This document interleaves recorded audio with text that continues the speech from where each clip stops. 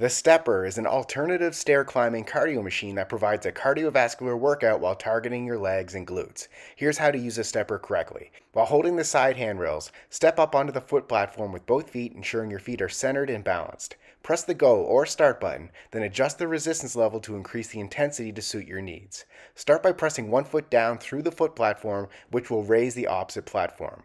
Alternate feet by shifting your weight and pressing down with the other foot.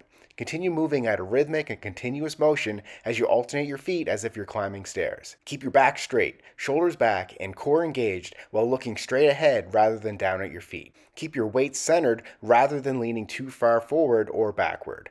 Use the side handrails only for balance rather than leaning on them for support. This will reduce the effectiveness of the workout and disrupt your posture. If comfortable, you could also let go of the side handrails and pump your arms to increase the cardiovascular intensity. Once completed, hold the side handrails, then carefully step off the stepper. Subscribe to get a new exercise video demo every day.